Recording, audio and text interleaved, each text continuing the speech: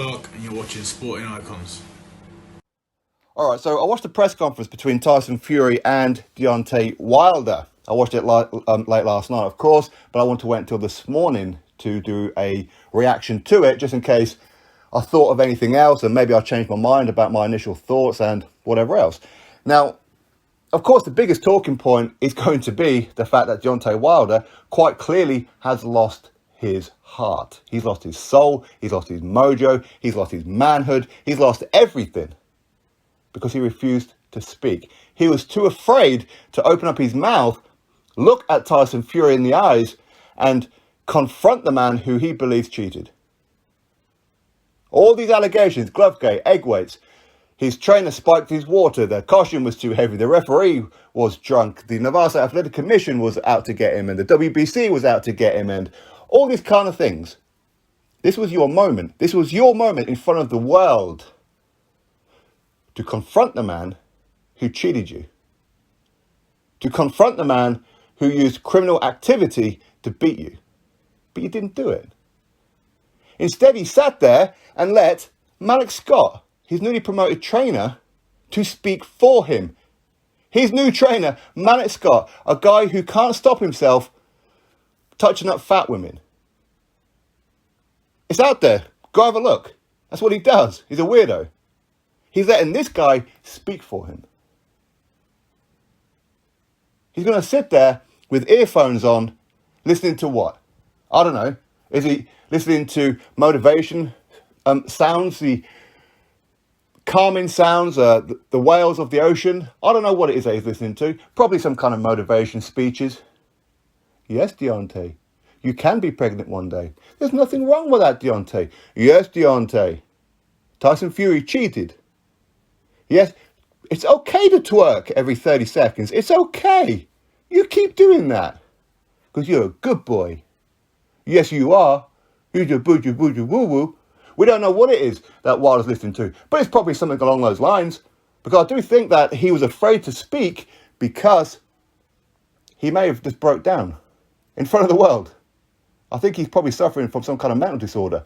Maybe he was afraid to look at Tyson Fury, afraid to speak, afraid to hear Tyson Fury in case he broke down in front of the whole world. That's why he sat there with sunglasses on and earphones. Trembling. You're scared of Tyson Fury? He ain't going to do nothing. He ain't going to hurt you on the press conference. He ain't going to do that. And I've heard people on social media saying how Deontay Wilder was using some kind of psychological warfare. Are you a fucking idiot? How can you possibly be using some kind of psychological warfare by sitting there, listening to whatever it is he's listening to, Barbie Girl, I don't know, the world's greatest twerk songs, I don't know.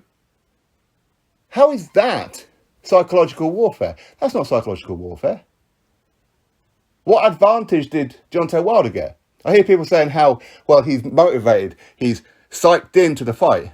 No, you're not. You're not psyched into the fight and working on your game plan as you're sat in a press conference when you flew all the way to Los Angeles to do a press conference listening to music. That's not what it is. That's not selling the event. He's had all these things to say for a long, long time. Here is your opportunity to show the world. I wanted to see that damn autopsy report. I wanted to see everything. I wanted him to prove that Tyson Fury cheated. I wanted to do it. But he couldn't do it. He couldn't even speak because he was too afraid that if he opened his mouth, he goes, oh, Tyson Fury. He was afraid of Tyson Fury. Ain't nobody on the planet afraid of Tyson Fury other than Deontay Wilder. He's the only man in the world afraid of Tyson Fury. There's no psychological warfare going on there.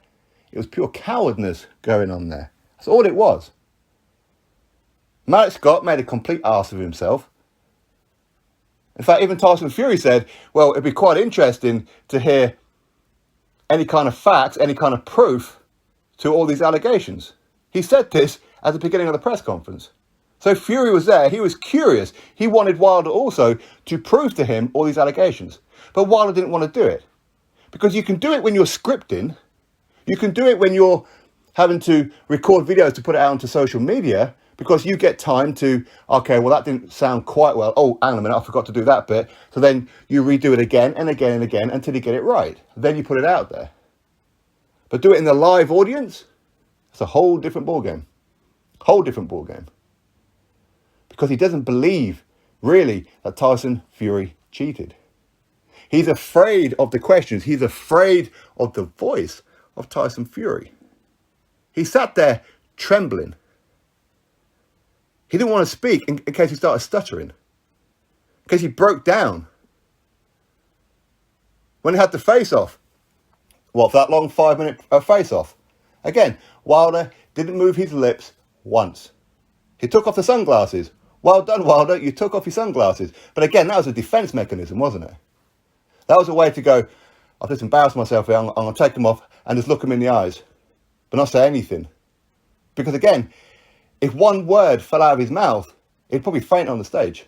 He was that scared of Tyson Fury, he'd have probably passed out on that stage in front of the whole damn world.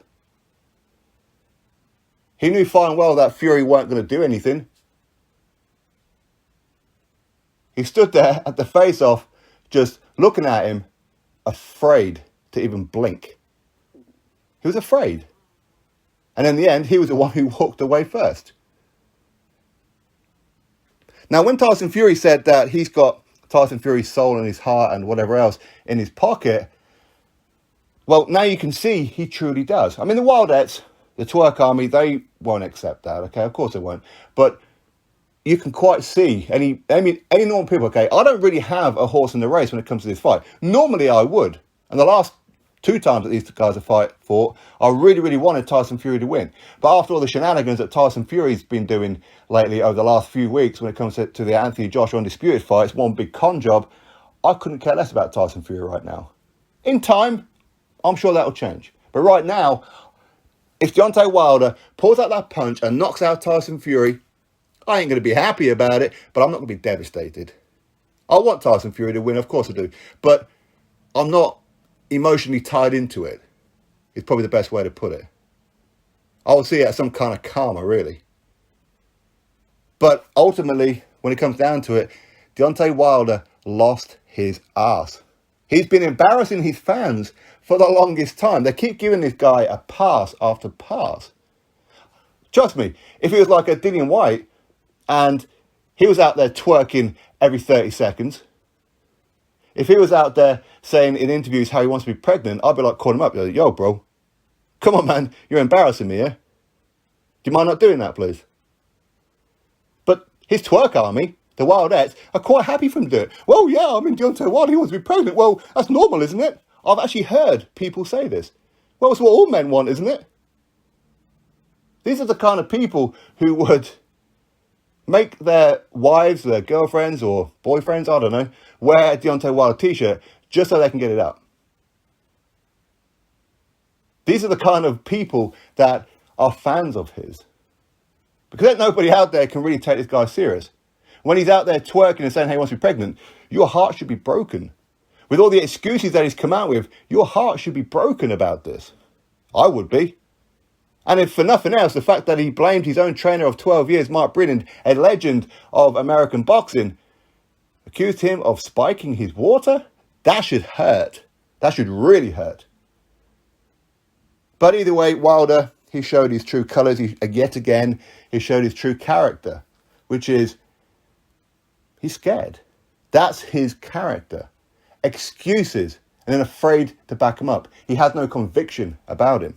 Wilder's a guy who lives on emotion.